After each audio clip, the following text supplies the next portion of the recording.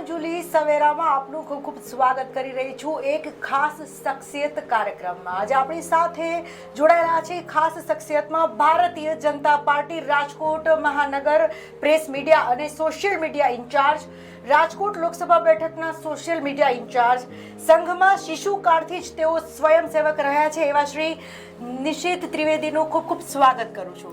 જી નિશિતજી, આપનું ખૂબ ખૂબ સ્વાગત છે Savera. Thank you very much.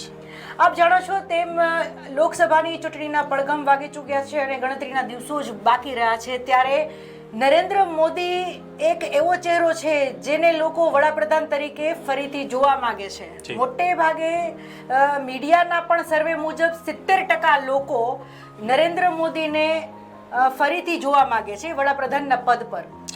તો ખાસ કરીને નરેન્દ્ર મોદીજી સંઘ સાથે જોડાયેલા છે, સંઘની વિચારધારા સાથે જોડાયેલા છે. તો આપને શું લાગે છે કે ફરીથી આ ચહેરો આપણને જોવા મળશે? ચોક્કસપણે જુલીબેન, આપે ખૂબ સરસ મજાનો પ્રશ્ન પૂછ્યો. મોદી સાહેબ બધાને ખ્યાલ છે કે ગુજરાતના પનોતા પુત્ર છે અને આપે જેવી રીતે કહ્યું એવી રીતે સંઘની વિચારધારા સાથે જોડાયેલા છે. જે તે સમયે એમણે એમના જીવનની જે કારકિર્દીની શરૂઆત છે એ સંઘથી જ કરેલી છે. શરૂઆતમાં અખિલ ભારતીય વિદ્યાર્થી પરિષદ સાથે જોડાયેલા હતા. ત્યારબાદ રાષ્ટ્રીય સ્વયંસેવક સંઘના પ્રચારક તરીકે તેઓએ કામગીરી બજાવી. ત્યારબાદ ભારતીય જનતા પાર્ટીમાં 1988માં સંગઠન મહામંત્રી તરીકે તેઓ જોડાયા અને ત્યારબાદ આપણે સૌ જાણીએ છીએ કે 2001માં મુખ્યમંત્રી તરીકે અને ત્યારથી લગાતાર 2014 સુધી ગુજરાતના પનોતા પુત્ર તરીકે અને મુખ્યમંત્રી તરીકે અને ત્યારબાદ ભારતના વડાપ્રધાન તરીકે આપણે એમને જોયા છે. તો આપણે ચોક્કસપણે એવું કહી શકીએ કે આગામી દિવસોમાં જ્યારે ગુજરાતમાં 23મી એપ્રિલના રોજ જે ચૂંટણી યોજાવાની છે, આખા સમગ્ર ભારતમાં અલગ અલગ ફેઝીસમાં જે ચૂંટણી યોજાવાની છે, એ ચૂંટણીનું પરિણામ, એની મતગણતરી જે છે 23મી મેના રોજ થવાની છે. અને કહે છે ને કે કેસરિયા હોળીનો માહોલ એ સમય હશે અને માનનીય વડાપ્રધાન નરેન્દ્રભાઈ મોદી ખૂબ જ બહોળી બહુમત સાથે, ખૂબ જ વધારે જે પૂર્વે આવેલી હતી એના કરતાં પણ વધારે બેઠકો સાથે ફરીથી બહુમત સાબિત કરી અને પાછી એ ધોરા જે છે એ સંભાળશે અને દેશ સેવામાં પોતાનું જીવન જે છે એ વ્યતીત કરશે. જે નિશિતજી, આપ શિશુકાળથી જ સંઘ સાથે જોડાયેલા રહ્યા છો. મને એક પ્રશ્ન એવો કરવો ગમશે કે આરએસએસ માને કે હિન્દુ રાષ્ટ્ર માટે, હિન્દુ વિચારધારા માટેનું જો એક સંસ્થા કામ કરતી હોય તો એ માત્ર આરએસએસ અને સંઘ કરે છે. તો નરેન્દ્ર મોદીની જે કલ્પના છે અખંડ ભારત, એ શું આપણે ક્યારે એવી કલ્પના કરી શકશું કે આપણું ભારત છે અખંડ ભારત ફરીથી બને? ખૂબ સરસ મજાની વાત કરી જુલીબેન આપે. અખંડ ભારતની જ્યારે આપણે વાત કરીએ તો અખંડ ભારતમાં આપણે જાણીએ છીએ કે બ્રહ્મદેશ હોય કે નેપાળ હોય કે ઉપરની બાજુ કાબુલ હોય કે આ બાજુ ઈરાન અને ઈરાક સુધીનો આખો પ્રદેશ છે, આ બાજુ ગાંધાર તેલ ક્ષેત્રો ને બધું આવી જાય, નીચે શ્રીલંકા છે. આ બધા જ જે દેશો છે, આ બધા જ જે અત્યારે અલગ અલગ કટકા થઈ ગયા છે ભારતના, એ એક સમયે અખંડ ભારત હતું. જે તે સમયનું અખંડ ભારત જે છે એની એક પરિકલ્પના છે અને રાષ્ટ્રીય સ્વયંસેવક સંઘની પણ એક વિચારધારા છે, એની પણ એક પરિકલ્પના છે કે કોઈ પણ ભોગે આપણે ભવિષ્યમાં આ અખંડ ભારત જે છે એનું પુનઃનિર્માણ કરીએ અને એ જ રસ્તા ઉપર અત્યારે માનનીય વડાપ્રધાન શ્રી મોદી સાહેબ જે છે એ ચાલી રહ્યા છે અને બધાને ખૂબ નજીક લઈ આવી, બધા સાથે મિત્રતા કેળવી અને ધીમે ધીમે આગામી દિવસોમાં એવું થઈ શકે કે એને ફરીથી આ સત્તાની જ્યારે ધુરા મળવાની છે ત્યારે એના પૂરા પ્રયત્નો હશે કે અખંડ ભારતનું પુનઃનિર્માણ તેઓ કરે. આપે બહુ સરસ અહીં વાત કરી કે વડાપ્રધાનજી દરેક સાથે મિત્રતા કેળવી અને ખરેખર એક અખંડ ભારતનું સપનું જોઈ રહ્યા છે. પરંતુ દેશમાં વંટોળ કંઈક અલગ જ ઊભો થઈ રહ્યો છે કે વિદેશોમાં ફરી રહ્યા છે તેવી ટિપ્પણીઓ થઈ રહી છે વડાપ્રધાન પર કે તે દેશમાં ઓછા રહે છે, વિદેશમાં વધારે ફરે છે. આવા સંજોગોમાં આપ શું કહેવા માંગશો? હવે આપણે જાણીએ છીએ કે આ પહેલા પ્રધાનમંત્રી જે યુપીએ 1 અને યુપીએ 2 વખતે મનમોહનસિંહ હતા. તો મનમોહનસિંહ વિદેશની ધરતી ઉપર જતા ત્યારે કોઈ નોંધ પણ નહોતું લેતું. બિલકુલ.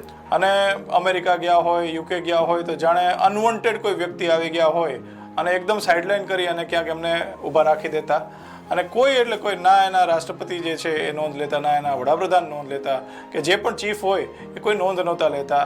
અને અહીંના મીડિયાના ઘણા બધા કર્મીઓને અને પોતાનો મોટો કાફલો સાથે લઈને જતા અને એ ચોક્કસ મીડિયામાં થોડા સમય માટે આવે એટલા પૂરતું જ હતું. બાકી અત્યારે દેશની જનતા જાણી ગઈ છે કે આજે વ્લાદિમીર પુતિન હોય કે પછી ડોનાલ્ડ ટ્રમ્પ હોય કે કોઈ પણ શક્તિશાળી દેશનો આ જે નેતા છે, મુખ્ય નેતા જે છે, એ જ્યારે મોદી સાહેબ જે તે દેશમાં જાય છે તો એ દેશમાં એને લાલ જાજમ બિછાવી અને એનું સ્વાગત કરવામાં આવે છે. એ સામેથી જ એમને પ્રોટોકોલ તોડી અને તેડવા જાય છે અને એમને ખૂબ માન સન્માન આપે છે.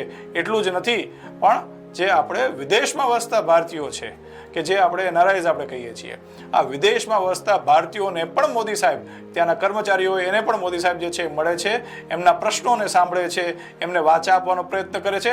અને આપણે જોયું છે કે કેનેડા હોય કે યુએસ હોય કે આ બધા જે નાગરિકો છે ત્યાંના, એ ભારતીય મૂળના નાગરિકો જે છે એને ઘણી બધી એવી બધી મદદ કરી છે કે જેથી કરીને આજે પણ એ લોકો કૃતજ્ઞતા ભાવ પોતાનો દેખાડી રહ્યા છે. આવા સંદર્ભે આપણે જ્યારે જોતા હોય કે એક એવા વ્યક્તિ છે કે જે દેશનું નામ જે છે આખી દુનિયામાં જે છે એ મોટું કરવાના હોય, તે કરી રહ્યા હોય અને દેશમાં જઈ અને એની સાથે સંબંધો જે છે એટલા ઘનિષ્ઠ બનાવતા હોય, અને જેથી કરીને આજે આપણે જોયું કે જ્યારે પાકિસ્તાનના POKમાં રહેલા આતંકવાદીઓ જે છે એણે આપણા CRPFના જવાનો ઉપર હુમલો જ્યારે કર્યો અને જ્યારે ભારતે એનો વળતો પ્રહાર કર્યો, ત્યારે અમેરિકા સહિતના તમામ ચીન સિવાયના બાકીના બધા જ દેશો જે છે, જે વિકસિત રાષ્ટ્રો જે છે, એ બધા જે છે એ આ સ્પેશિયલ મોદી સાહેબની જે છે હોશિયારી જે છે, એની ડિપ્લોમસી છે, એના કારણે આજે ભારતની સાથે રહ્યા. નહીંતર આવું આપણે પહેલાં જોયું છે કે ભૂતકાળમાં એવું થતું હતું કે કોંગ્રેસના શાસનમાં આવી કોઈ પણ ઘટના બને અને કોઈ પણ એના વડાપ્રધાન હોય તો એમને અલગ અલગ દેશો પાસે ભીખ માગવા જવું પડતું હતું કે અમને મદદ કરો. આ પ્રકારની જે ભાવના હતી, હવે અહીંયા ખુમારી ભર્યું દેશ છે. અને જેમ મોદી સાહેબ કહે છે ને કે આ ભાઈ આ નવું ભારત છે, અમે ઘરમાં ઘૂસશું અને ઘરમાં ઘૂસીને મારશું પણ જો તમે અમારા ઉપર હુમલો કર્યો તો. અને આ ક્યારે થઈ શકે કે જ્યારે તમામ વિકસિત દેશો જે છે, તમામ શક્તિશાળી દેશો એની સાથે તમારા સારા સંબંધ હોય અને એ તમારી પડખે ઊભા હોય, તમારી પાછળ ઊભા હોય, ત્યારે જ તમે આ હિંમતપૂર્વકનું પગલું લઈ શકો. અને આ વસ્તુ છે એ માત્ર ને માત્ર નરેન્દ્રભાઈ મોદી જ કરી શકે, બીજું કોઈ નહીં. જી બિલકુલ. આમ જુઓ તો નરેન્દ્રભાઈ નાનપણથી જ સંઘના પ્રચારક રહ્યા હતા. ખૂબ જ એમનો બહોળો નાતો, ગાઢ નાતો જેને કહી શકાય તેવો રહ્યો. તો સંઘની જો વાત કરીએ તો દેશમાંથી અત્યારે મોટો વિરોધ ઉઠી રહ્યો છે સંઘના વિચારો સાથે. શું કહેશો આપ? આપણે સૌ જાણીએ છીએ અને ભારતની જનતા પણ જાણે છે કે દેશમાંથી વિરોધ નથી ઉઠી રહ્યો. સંઘ એક એવી વિચારધારા છે, સંઘ વિશે તો આપણે સૌ જાણીએ છીએ કે સંઘ છે એ વસુધૈવ કુટુંબકમમાં માનવાવાળી એક સંસ્થા છે. વસુધૈવ કુટુંબકમ જે વિશ્વ આખું જે છે પોતાના કુટુંબ તરીકે જે ગણતું હોય એવી સંસ્થા ઉપર કોઈ પણ રીતે કીચડ ઉછાળવો કે જે મીડિયાથી પણ અલિપ્ત રહેતું હોય, મીડિયા સાથે પણ વધારે જે છે એ નજીક ન રહેતું હોય એવી એક સંસ્થા જે છે એના ઉપર તમે લાંછન લગાડો તો એ માત્ર ને માત્ર કોનું છે કામ એ બધાને ખ્યાલ જ છે કે કોંગ્રેસ છે એ એક હવાતિયા મારી રહ્યા છે અને બાચકા હવામાં ભરી રહ્યું છે અને એને ગમે એમ કરી એન કેન પ્રકારે એને સત્તામાં પાછું આવવું છે. અને એટલા માટે એને ખ્યાલ છે કે સંઘની વિચારધારા ખૂબ જ મજબૂત વિચારધારા છે. આ મજબૂત વિચારધારા ઉપર આપણે વારંવાર પ્રહાર કરશું તો થોડો ઘણો કાં કરી પણ ખરે ગઢમાંથી તો પણ એને ફાયદો થાય એવી એક માનસિકતા સાથે, એવી એક લાલસા સાથે અત્યારે ગઠબંધનની એની આખી ટીમ અને કોંગ્રેસ નેતૃત્વ જે છે એનું મૂળ એ બધા ભેગા થઈ અને સંઘ ઉપર ધીમે ધીમે કીચડ ઉછાળવાનું શરૂ કરી રહ્યા છે. અને આપણે સૌ જાણીએ છીએ કે ડાબેરીઓ જે છે એ પહેલેથી સંઘની વિચારધારાથી એ હંમેશા એના વિરોધમાં જ રહ્યા છે.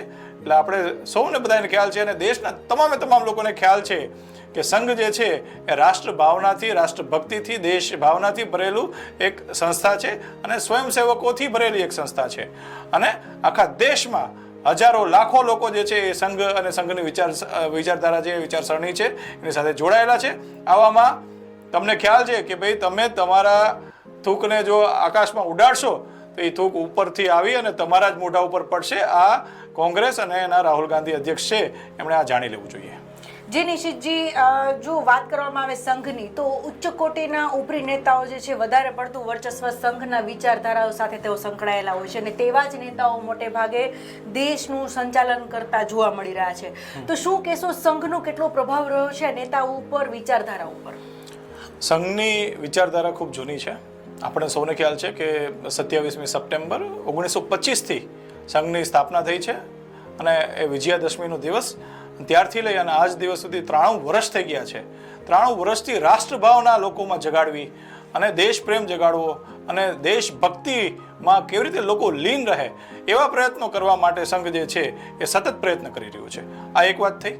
બીજી વાત આપણે કહી કે ભાઈ જ્યારે ભારતીય જનતા પાર્ટીમાં ઉચ્ચ હોદ્દાઓ પર જે વિરાજમાન છે એ તમામ નેતાઓ જે છે એ સંઘથી પ્રેરિત છે અથવા તો સંઘના સ્વયંસેવક રહી ચૂક્યા છે. તો હા, સંઘ જે છે એ એક એવી યુનિવર્સિટી છે કે નાલંદા યુનિવર્સિટી આપણે નામ સાંભળેલું છે. તો એ પ્રકારની એક એવી યુનિવર્સિટી છે કે જે રાષ્ટ્ર પ્રેમ અને રાષ્ટ્ર ભાવના જે છે એ પ્રત્યાર્પિત કરી રહી છે, એ લોકોમાં એ વિકસાવી રહી છે.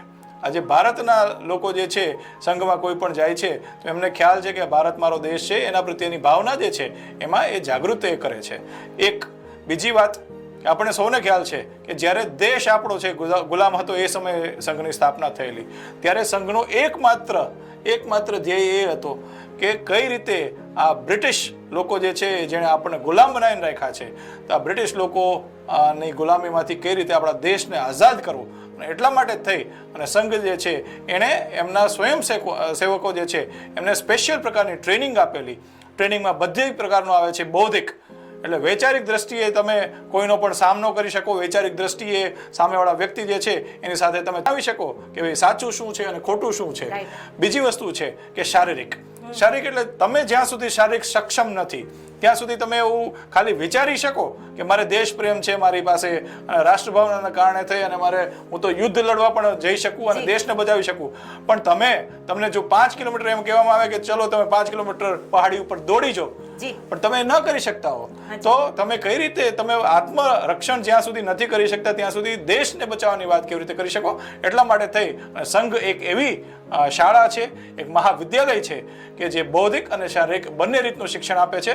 અને ભારતીય જનતા પાર્ટીના મોટા ભાગના નેતાઓ આજના જે છે કે જે સારા પદ ઉપર છે એ તમામ જે છે એ સંઘની વિચારધારાથી એ પ્રેરિત છે અને એને ગર્વ હોવો જોઈએ. અને તમામ ભારતીયોને જ્યાં રાષ્ટ્રભાવનાની વિચારધારા જે છે, દેશપ્રેમની વિચારધારા છે, પેટ્રિયોટિક જે ભાવના જે છે એનો પણ ગર્વ છે. ખૂબ સરસ આપણે વાત કરી કે બૌદ્ધિક, શારીરિક, માનસિક જે જ્ઞાન જે છે એ તો રાષ્ટ્રભાવના જે જગાડનાર કામ છે એ સંઘ જ કરી શકે. અને સંઘની વિચાર સાથે જોડાયેલા જે કંઈ પણ ઉચ્ચ કોટીના નેતાઓ છે આજે શાસન અને સુવ્યવસ્થા કરી રહ્યા હોય તો એ દેશની જનતા માટે, ખૂબ જ હિન્દુસ્તાન માટે, રાષ્ટ્રભાવના માટે ખૂબ સારી અને ગૌરવપૂર્ણ બાબત કહી શકાય. તો સંઘની જે કામગીરી છે એ પેટા કામગીરીમાં પણ ઘણી ભગીની સંસ્થાઓ સાથે જોડાયેલી છે. તો એ કામગીરી શું છે?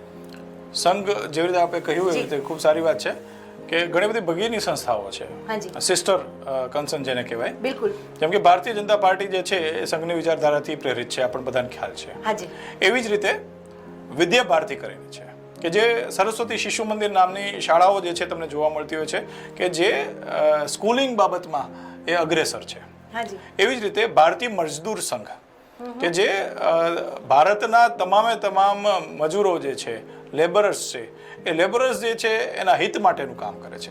એવી જ રીતે ભારતીય કિસાન સંઘ કે જે ભારતના ખેડૂતો જે છે એના હિત માટેનું, એના હક માટેની લડાઈ જે છે એ કરતું એ ભારતીય કિસાન સંઘ છે.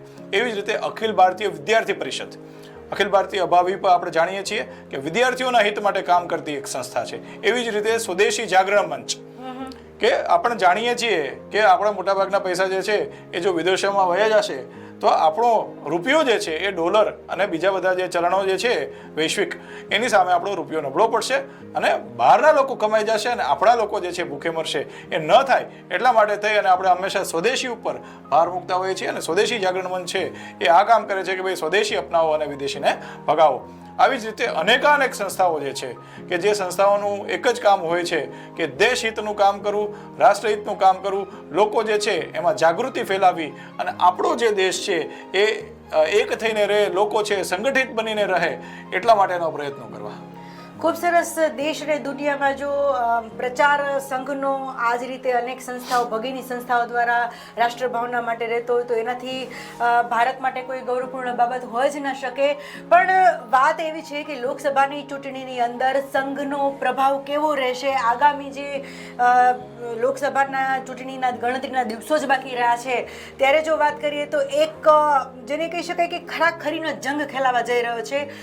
ખૂબ જ આ વખતે જેને કહી શકાય કે કાટેકી ટક્કર એવું થઈ રહ્યું છે. તો એક બાજુ સંઘની વિચારધારા છે તો બીજી બાજુ તમે જુઓ તો પ્રખર રાષ્ટ્રવાદી ભાવના દેખાઈ નથી રહી.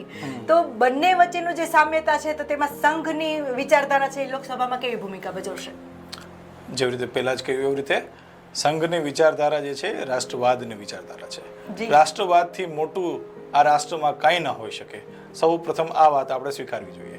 ભારત નિર્માણની વાત છે જ્યારે આવતી હોય, અને જેવી રીતે મેં કહ્યું ને કે ભારત માતાને પરમ વૈભવના શિખર ઉપર સ્થાપિત કરવા માટે સંઘની સ્થાપના થયેલી છે.